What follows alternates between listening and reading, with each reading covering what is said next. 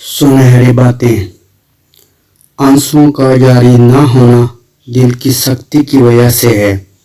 दिल की सख्ती गुनाहों की कसरत की वजह से है। गुनाहों की कसरत मौत को भूलने की वजह से है। मौत से गफलत लंबी उम्मीदों की वजह से है। लंबी उम्मीदें दुनिया से मोहब्बत की वजह से है। दुनिया की मोहब्बत हर गुनाह की जड़ है। Please subscribe my YouTube channel.